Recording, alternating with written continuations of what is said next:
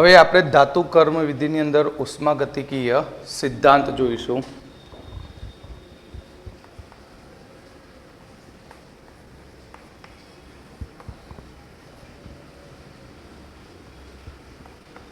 ધાતુ કર્મ વિધિમાં ઉષ્માગતિકીય સિદ્ધાંત. તો આપણે થર્મોડાયનેમિક્સની અંદર શીખી ગયા છે કે કોઈ પણ પ્રક્રિયા સ્વયંસ્ફુરિત હોય તો તેની અંદર નિપજ સરળતાથી મળતી હોય છે. તો તેના માટે આપણે ખાસ કરીને ડેલ્ટા જી માટેનું સૂત્ર એક જ ડેલ્ટા G0 બરાબર -NF E0 સેલ. અહીંયા આપણે ડેલ્ટા જી આ થિયરીની અંદર સ્ટાન્ડર્ડ જ લઈશું, કારણ કે ડેલ્ટા જી એટલું કોમન લેવા સામાન્ય ડેલ્ટા જી લેવામાં આવે તો તેના ઉપરથી 100% પ્રક્રિયા થશે કે નહીં તે કહી શકતા નથી. પણ ડેલ્ટા જી 0 લઈએ ત્યારે તેને ડેલ્ટા જી પણ કહી શકાય, કારણ કે પ્રમાણિત સ્થિતિમાં છે અને પ્રમાણિત સ્થિતિની મુક્ત ઉર્જામાં થતો ફેરફાર એ પ્રક્રિયાની મુક્ત ઉર્જામાં થતા ફેરફારના જેટલો જ હોય છે. N એટલે કે ઇલેક્ટ્રોનની સંખ્યા, N એટલે કે ઇલેક્ટ્રોનની સંખ્યા, F ફેરાડે અચળાંક, E સેલ પ્રમાણિત કોષ પોટેન્શિયલ,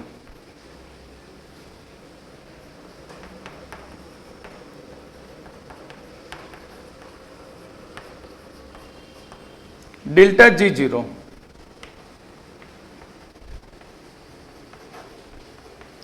પ્રમાણિત મુક્ત ઉર્જાનો ફેરફાર,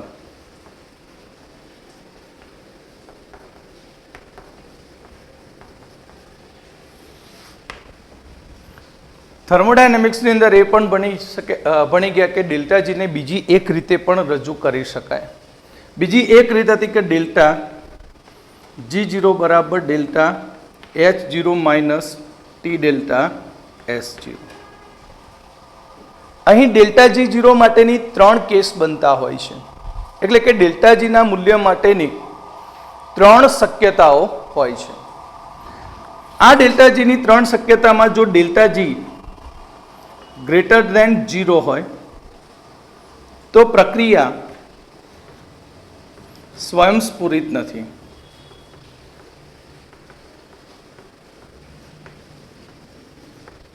delta G is equal to 0 હોય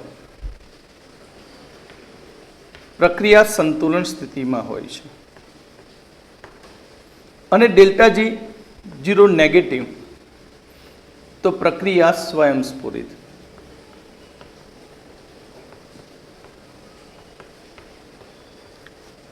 એટલે કે ડેલ્ટા જીના 3 મૂલ્યો મળે, પોઝિટિવ, 0 અને નેગેટિવ. તો અહીં આપણે ધાતુ કર્મ વિધિની અંદર ઉષ્માગતિકીય સિદ્ધાંતનો કેમ ઉપયોગ કરવાનો છે તેના વિશે આપણે એલિંગહામના આલેખોનો અભ્યાસ કરવા. એલિંગહામના આલેખો એવા છે કે જે ઇન્ડસ્ટ્રીની અંદર જે મેટલ મેળવવાની હોય, ધાતુ મેળવવાની હોય છે, એ ધાતુ કયા ટેમ્પરેચરે સુટેબલ છે મેળવવા માટે, એટલે કે કયા ઓક્સાઇડમાંથી ધાતુ મેળવવા માટે કેટલું ટેમ્પરેચર જરૂરી છે, તથા કયા ઓક્સાઇડ માટે કયો રિડક્શન કરતા સુટેબલ થશે, ઉપયોગી બનશે, તેના વિશે સમજૂતી આપે છે. તો આપણે અહીંયા એલિંગહામ આકૃતિ કહો અથવા તો આલેખ. તો એલિંગહામે આલેખ અહીંયા delta G0 F versus temperature T નો આલેખ દોર્યો હતો. અહીં ડેલ્ટા G0 વર્સેસ તાપમાન T નો શું દોરેલો આલેખ. આ આલેખ ડેલ્ટા G ફોર્મેશન મતલબ ધારો કે કોઈ મેટલ છે અને એ મેટલ ઓક્સિજન સાથે સંયોજિત થઈ અને તેમાંથી બનાવશે મેટલ ઓક્સાઇડ, અને આ મેટલ ઓક્સાઇડ બને ત્યારે તેની મુક્ત ઉર્જાનો થતો ફેરફાર ડેલ્ટા જી ફોર્મેશન એમોની મુક્ત ઉર્જામાં થતો શું સૂચવે એ ફેરફાર થાય છે. તો એલિંગામ આકૃતિઓની મદદથી અહીં કયા પ્રકારના રિડક્શન કર્તાનો ઉપયોગ કરવાથી ઓક્સાઇડમાંથી ધાતુ મળે તેના વિશે સમજૂતી મળે છે. યાદ રાખજો કે એલિંગહામ આલેખ પરથી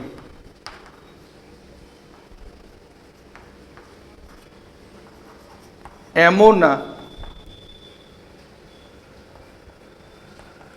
રિડક્શન માટે કયો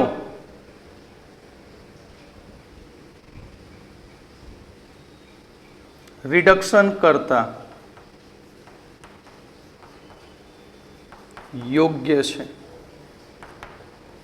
તેના વિશેની માહિતી મળે.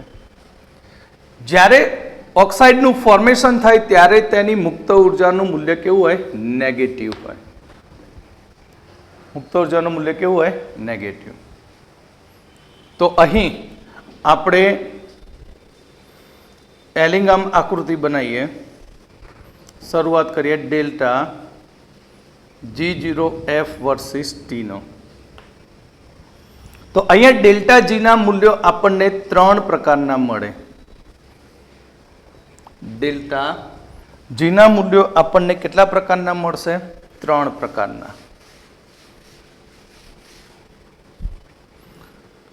એક ડેલ્ટા G0 નીચેના ભાગમાં ડેલ્ટા G0F નેગેટિવ અને ઉપરના ભાગમાં ડેલ્ટા G0 પોઝિટિવ.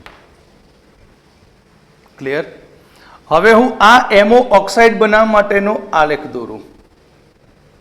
આ આલેખ કોનો બનાવ્યો? એમઓ માટેનો.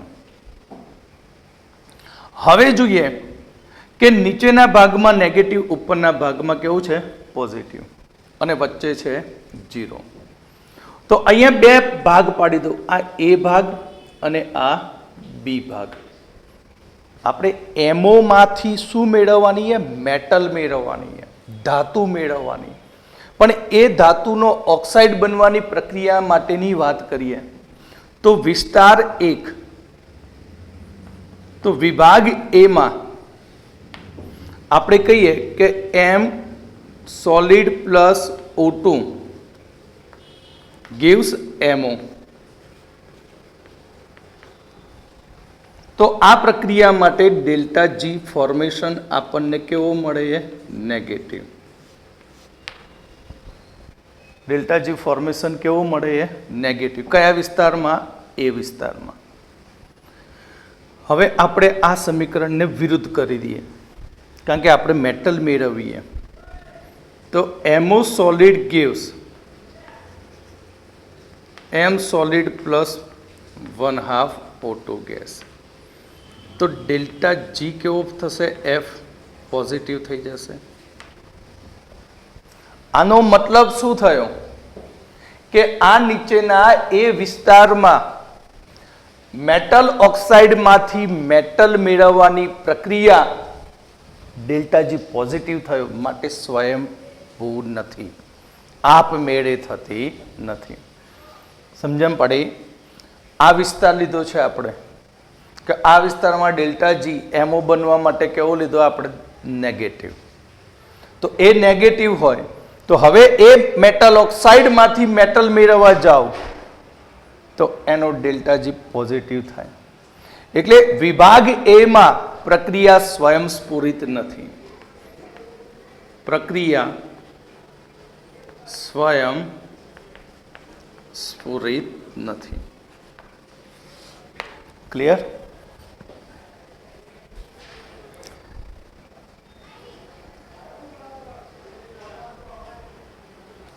તો અહીંયા આપણે વિભાગ એ ની અંદર જોયું કે વિભાગ એ ની અંદર મેટલ ઓક્સાઇડ બનવા માટે ડેલ્ટા જી નું મૂલ્ય નેગેટિવ લીધું છે આપણે.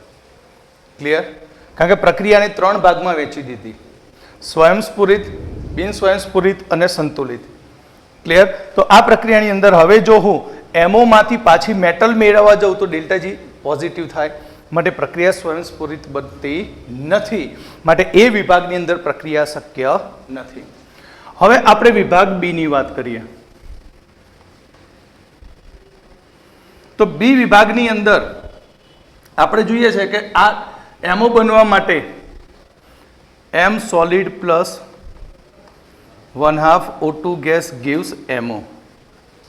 તો MO બનવા માટે ડેલ્ટા G નું મૂલ્ય અહીંયા આપણને ફોર્મેશન કેવું મળે? પોઝિટિવ મળે છે.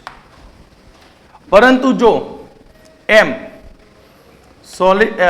MO solid gives M solid plus 1/2 O2 gas, તો પ્રક્રિયા માટે ડેલ્ટા G ફોર્મેશન કેવો થઈ જશે?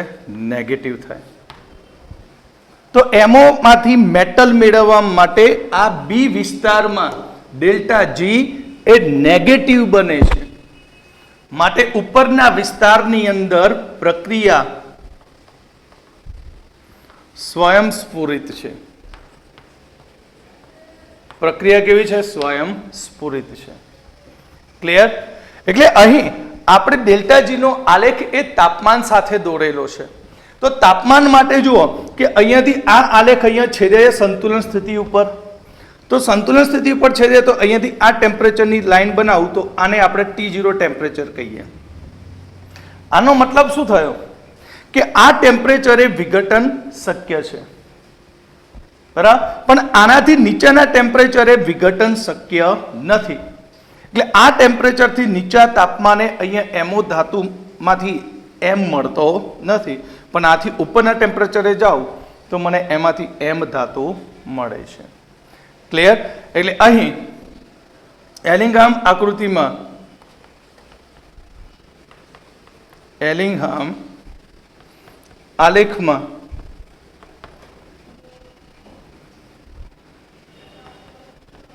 છેદન બિંદુએ બે રેખાના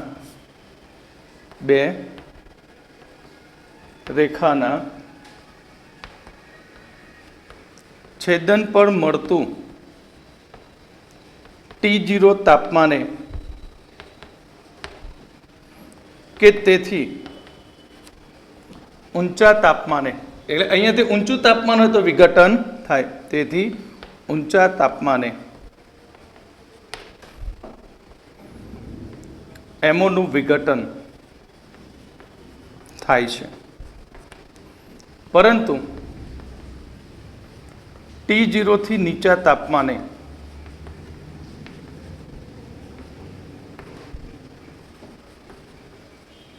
એમોનું વિઘટન શક્ય નથી. ક્લિયર? તો હજી આની અંદર આપણે આગળ જોઈએ સ્ટેપ બાય સ્ટેપ.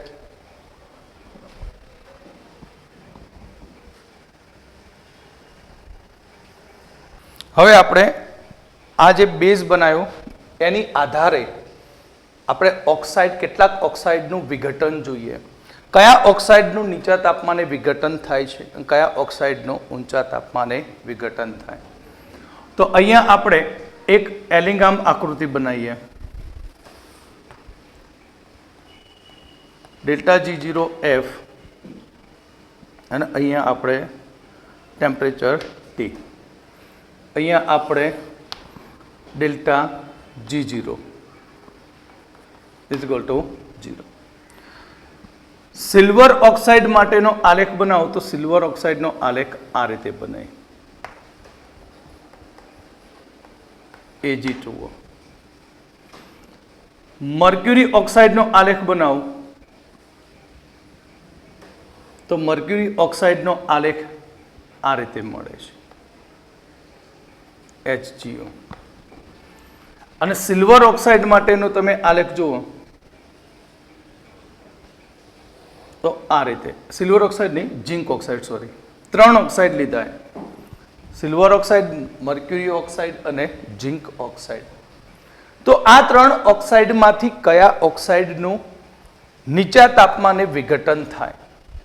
તો તે માટે આલેખની આ જે રેખાઓ છે જ્યાં છેદે છે ત્યાંથી આપણે એના ટેમ્પરેચર શોધી નાખીએ.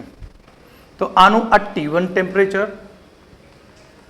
MgO નું આ T2 ટેમ્પરેચર અને આ T3 ટેમ્પરેચર. તો તમે જોઈ શકો આલેખમાં કે અહીંયા ટેમ્પરેચરમાં ક્રમશઃ શું થાય? વધારો થાય. એટલે તાપમાનનો આપણે ક્રમ જોઈએ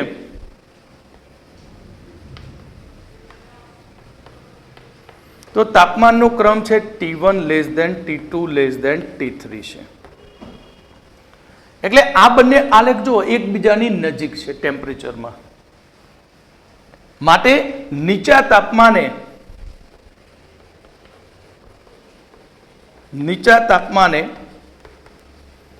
Ag2O નું વિઘટન થઈ અને તે ઓક્સાઇડમાંથી આપણને ડાયરેક્ટ નિપજ મેટલ મળતી હોય છે.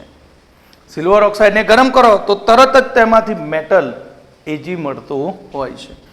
એ જ પ્રમાણે મર્ક્યુરી ઓક્સાઇડ હોય એને ગરમ કરો તો પણ તેમાંથી મર્ક્યુરી મળશે અને O2 દૂર થશે. પરંતુ આપણે જોઈએ ઝીંક માટે ટેમ્પરેચર ખૂબ જ વધુ જોઈએ છે. ધારો કે આ 200°C છે, આ 300°C છે, તો આ 900-800°C 2000°C જે હોય એ ટેમ્પરેચરે એનું શું થાય? વિઘટન. એટલે ઊંચા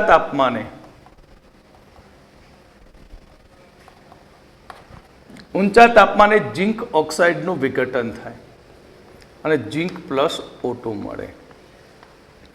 આપણે જે એલિંગામ આકૃતિનો અભ્યાસ કરીએ છીએ એ પોઈન્ટ એ ઇન્ડસ્ટ્રી માટે, ઇન્ડસ્ટ્રીના પોઈન્ટ ઓફ વ્યૂ પ્રમાણે જેટલું નીચા તાપમાને વિઘટન થતું હોય તો તે માટેની મેટલની કોસ્ટ પણ નીચી હોય. પણ ઝીંક ઓક્સાઇડની વાત કરીએ તો ઝીંક ઓક્સાઇડનું ઊંચા તાપમાને વિઘટન થાય એટલે હાઈ ટેમ્પરેચર મેળવવા માટે ફ્યુઅલ વધારે વપરાય અને ફ્યુઅલ વધુ વપરાતું હોય તો ઝીંક મળે ખરી ઓક્સાઇડમાંથી પણ એની માર્કેટ કોસ્ટ ખૂબ જ ઊંચી થાય. માટે ઝીંક ઓક્સાઇડને ઊંચા તાપમાને ગરમ કરીને વિઘટન દ્વારા મેળવી શકાતો નથી. તો જ્યારે કોઈ મેટલના ઓક્સાઇડનું ઊંચા તાપમાને વિઘટન થતું હોય તો તે ઓક્સાઇડના વિઘટનનું ટેમ્પરેચર ડાઉન લાવવું પડે, નીચું લાવવું પડે. તો એ ટેમ્પરેચર નીચું લાવવા માટે ત્યાં રિડક્શન કર્તાનો ઉપયોગ થાય. કોનો ઉપયોગ થશે? રિડક્શન કર્તાનો. એટલે અહીંયા આપણે નોંધ લખી દઈએ કે જે ઓક્સાઇડનું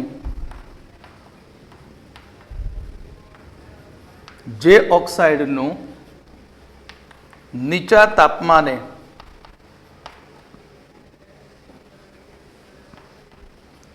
વિઘટન થાય છે તે ઓક્સાઇડ જે ધાતુના ઓક્સાઇડનું નીચા તાપમાને વિઘટન થાય છે તે ધાતુના ઓક્સાઇડના રિડક્શન માટે રિડક્શન કર્તાની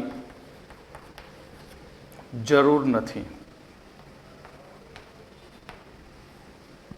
પણ જે ધાતુના ઓક્સાઇડનું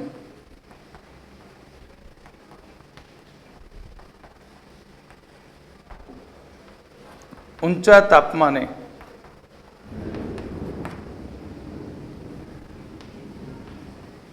વિઘટન થાય છે તે ધાતુના ઓક્સાઇડના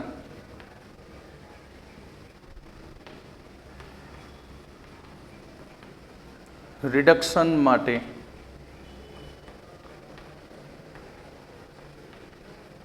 રિડક્શન કર્તાની જરૂર પડે છે. ક્લિયર? તો હવે આપણું સ્ટાર્ટ થાય. આપણે ઓક્સાઇડનું નીચા તાપમાને વિઘટન કરો તો મેટલ મળે, પણ આયર્ન ઓક્સાઇડ હોય, ઝિંક ઓક્સાઇડ હોય, કોપર ઓક્સાઇડ હોય, તો એ બધાના રિડક્શન માટે કોઈ રિડક્શન કર્તાની જરૂર પડતી હોય છે. તો કયો રિડક્શન કર્તા ઓક્સાઇડ માટે સુટેબલ છે, યોગ્ય છે, તેની માહિતી હવે એલિંગામ આકૃતિ પરથી મેળવીશું.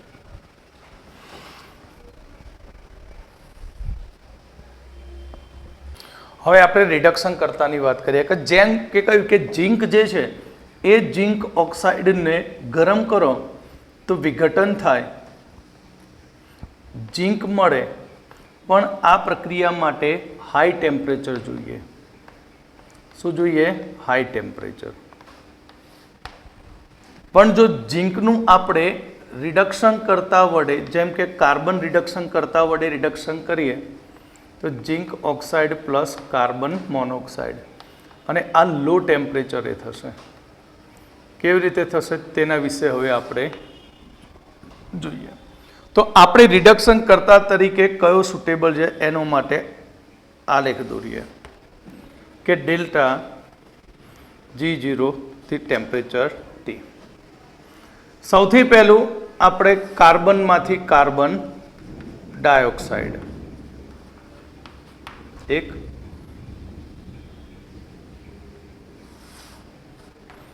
અહીંયા C+O2 માંથી કાર્બન મોનોક્સાઇડ,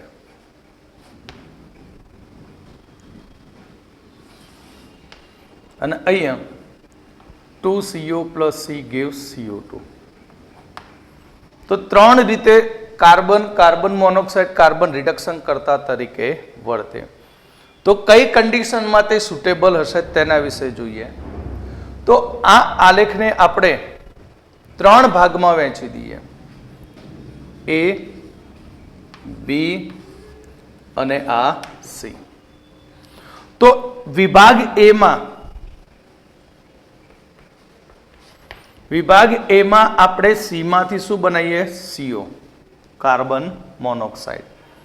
તો C માંથી CO બનાવવા માટે આપણે એનું પ્રક્રિયા સમીકરણ લખીએ તો C solid plus 1/2 O2 gas gives CO gas. આ પ્રક્રિયા માટે ડેલ્ટા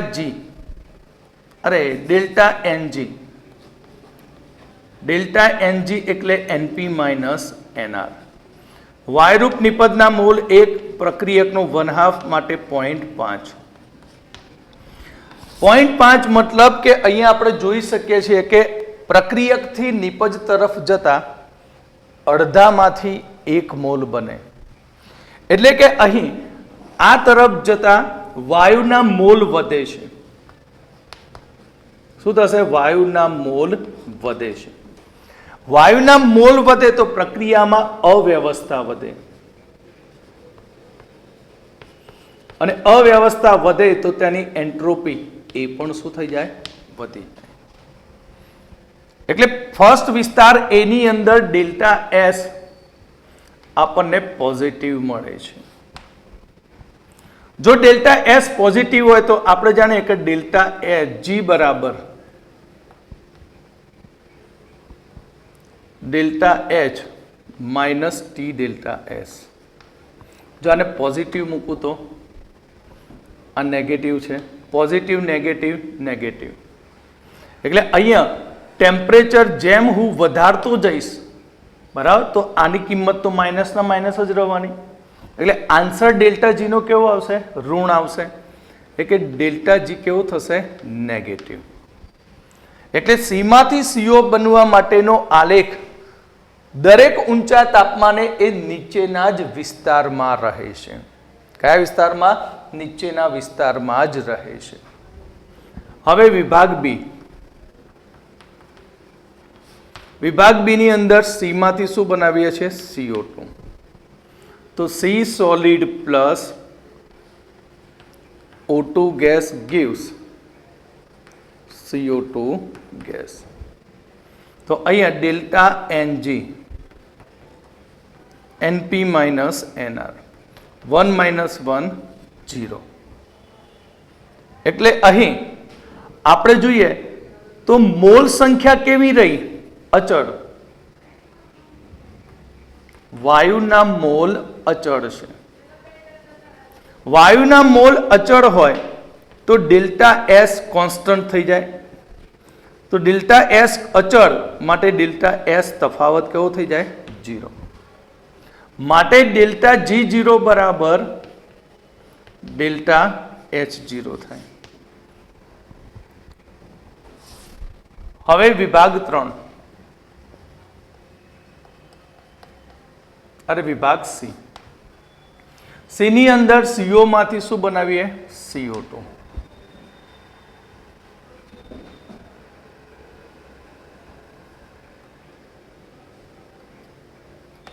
ભૂલ હતી.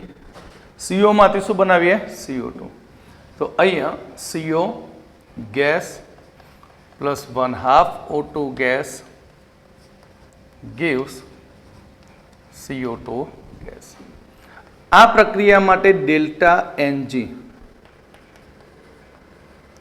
NP minus NR. NP એટલે 1 માઇનસ 1.5 અડધો ને 1.5 થયો માટે આન્સર આવ્યો માઇનસ 0.5. આનો મતલબ શું થયો? માઇનસ થયો એટલે વાયુના મોલ ઘટે છે. વાયુના મોલ ઘટે છે પ્રક્રિયા દરમિયાન. અને વાયુના મોલ ઘટે તો શું થાય? અવ્યવસ્થા ઘટે. અવ્યવસ્થા ઘટે. અવ્યવસ્થા ઘટે તો ડેલ્ટા એસ એન્ટ્રોપી પણ શું થાય? ઘટી જાય. એટલે ડેલ્ટા એસ અહીંયા કયું ગણાશે? નેગેટિવ. જો ડેલ્ટા એસ નેગેટિવ હોય,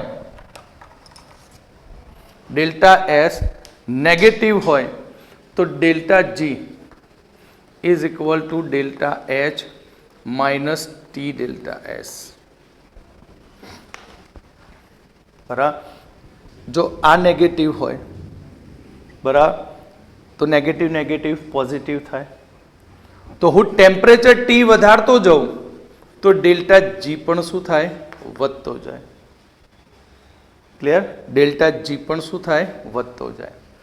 એટલે કે CO થી CO બનવા માટેનો જે રિડક્શન કરતાનો આલેખ છે એ હંમેશા ઉપરની તરફ અને સીમાંથી CO બનવાનો આલેખ નીચેની તરફ છે.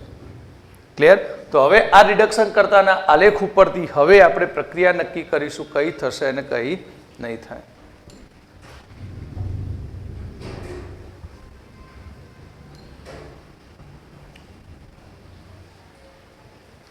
તો આપણે ઝિંક ઓક્સાઇડનું કાર્બન વડે રિડક્શન કરીએ તો એના માટેનો આલેખ આપણે જોઈએ સમજવા માટે કે અહીંયા ડેલ્ટા G0F અને અહીંયા T. આ આલેખ કોનો છે? C થી CO બનવાનો છે. બરાબર. હવે આ આલેખ ઝિંક ઓક્સાઇડ માટે. તો આ આલેખને બે ભાગમાં વહેંચીએ, A અને આ B. તો અહીં ઝિંક ઓક્સાઇડ માટેની કિંમત છે X1 અને CO માટેની કિંમત X2. અહીંયા આની કિંમત છે X3, આની ઉર્જા છે X4. તો અહીં આલેખમાં આપણે જોઈ શકીએ છીએ કે અહીંયા X2 ગ્રેટર દેન શું છે? X1. અહીંયા છે X4 ગ્રેટર દેન X3 છે. એટલે અહીં એ વિભાગની વાત કરીએ તો વિભાગ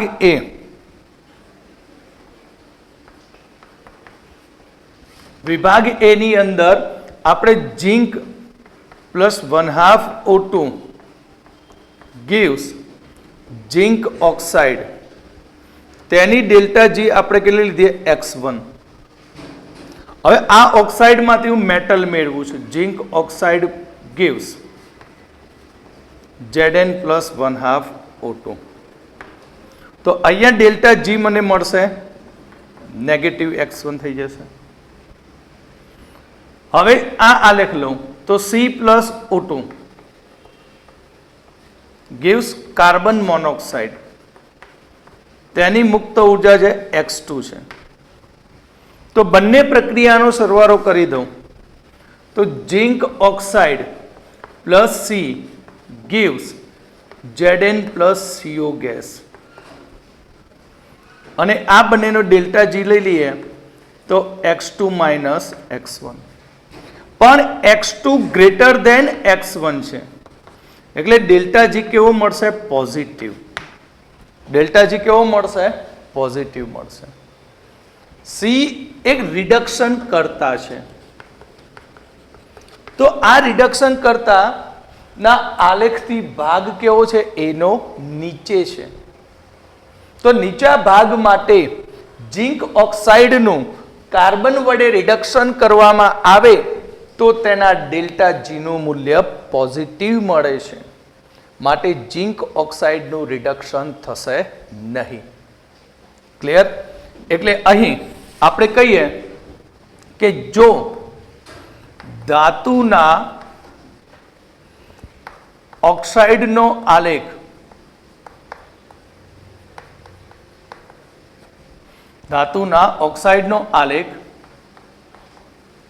રિડક્શન કરતા ની રિડક્શન કરતાના આલેખની નીચે હોય તો ધાતુના ઓક્સાઇડનું રિડક્શન થતું નથી.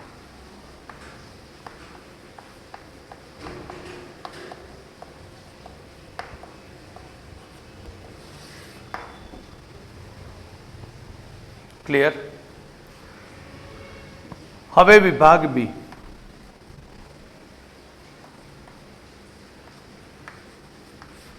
વિભાગ બી ની અંદર આપણે ઝીંક સોલિડમાંથી ઝીંક ઓક્સાઇડ બનાવીએ.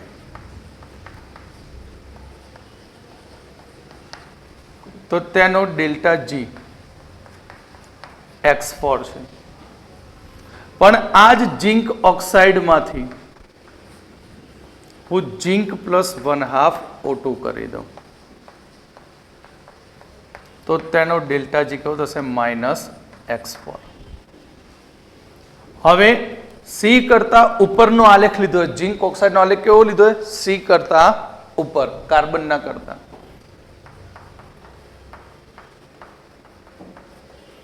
gives CO gas. તો આ પ્રક્રિયા માટે ડેલ્ટા જી છે X3.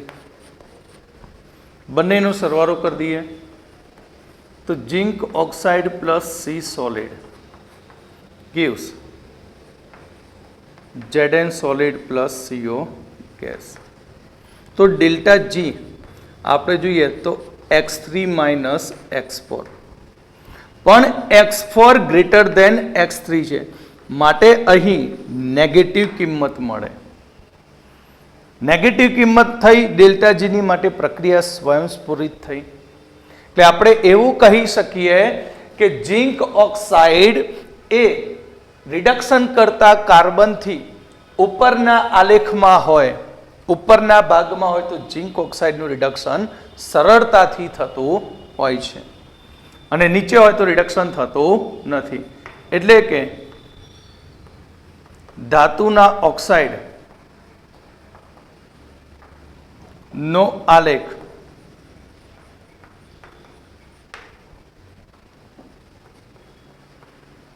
રિડક્શન કરતા ના આલેખથી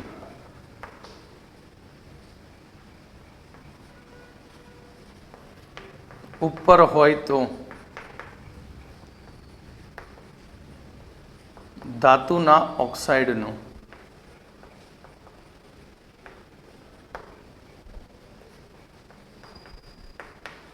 રિડક્શન એ રિડક્શન કરતા દ્વારા થાય છે.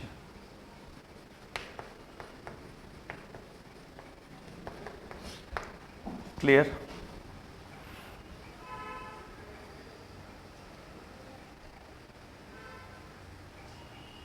તો આપણે ઝીંક ઓક્સાઇડનું જુદા જુદા રિડક્શન કરતા માટેના તાપમાન સાથેના આલેખ દોરીએ.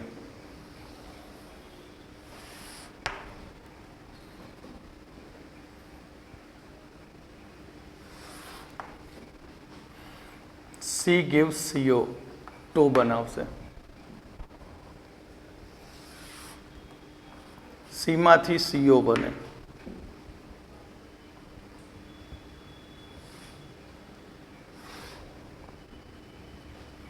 અને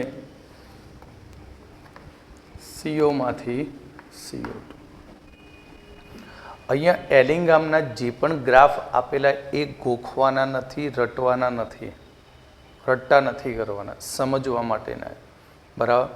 થિયરીના પોઈન્ટ ઓફ વ્યૂ પ્રમાણે આ આલેખો બોર્ડની એક્ઝામમાં પૂછવાની શક્યતા ખૂબ જ ઓછી હોય, પણ એના ઉપરથી MCQ સમજવા ખૂબ જ જરૂરી બને. ક્લિયર? તો અહીંયા આપણે ઝિંક ઓક્સાઇડ માટેનો આલેખ દોરીએ છીએ.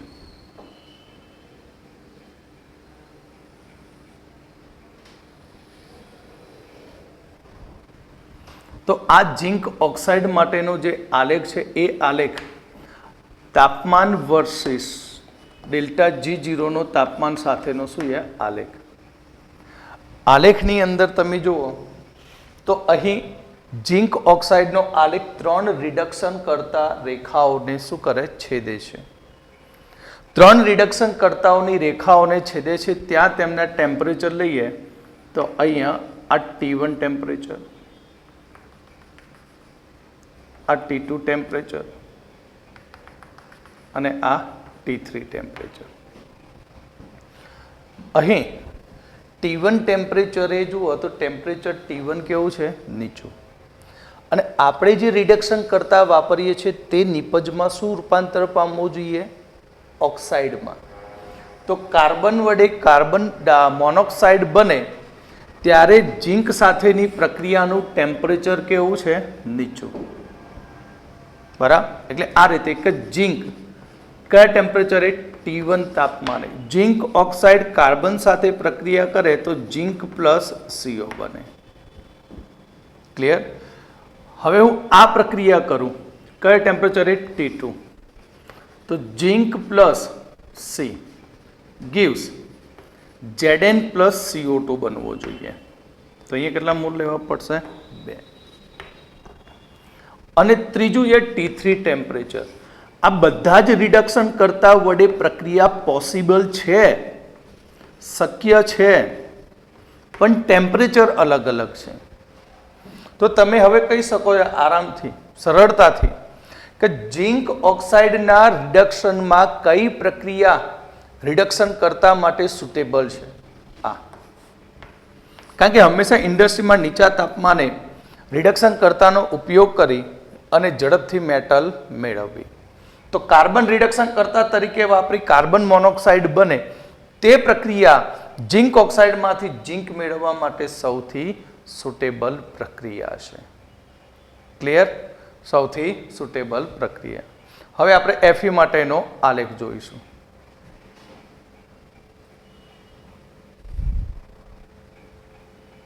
તો અહીંયા આપણે આયનના ઓક્સાઇડ માટે કોણ સુટેબલ રિડક્શન કરતા બને? બરાબર. 3 આકૃતિઓ છે.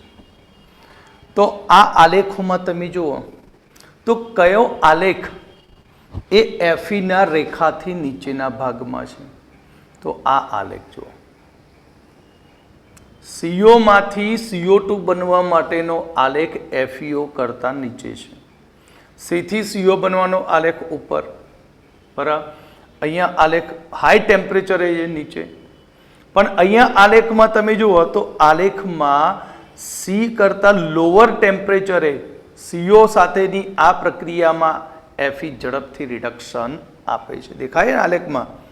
આલેખમાં જુઓ CO વાપરવાથી ટેમ્પરેચર કેવું આવશે? નીચું. અને આલેખ શું કહ્યું મેં? ધાતુના ઓક્સાઇડનો આલેખ રિડક્શન કરતા કરતા ઉપર હોય તો તેનું રિડક્શન ઝડપી થાય. એટલે FeO plus CO gives Fe plus CO2. અને અહીંયા લો ટેમ્પરેચરે રિડક્શન સુટેબલ છે. લો ટેમ્પરેચરે. બરાબર. અહીંયા કાર્બન વડે થાય ખરું, પણ ટેમ્પરેચર કેવું જોઈએ છે? હાઈ. તો Fe plus CO high temperature જોઈએ. માટે Fe માટે સુટેબલ રિડક્શન કરતા કયો? CO. ક્લિયર?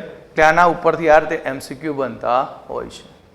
તો એલિંગામ આકૃતિના આલેખો ગોખવાની જરૂર નથી, સમજવાના. કારણ કે આખો ટોપિક એ ઇન્ડસ્ટ્રીના પોઈન્ટ ઓફ વ્યૂમાં બનાવેલો છે કે કેવી રીતે ઓક્સાઇડમાંથી મેટલ વધુ પ્રમાણમાં મેળવી શકાય. ઓકે.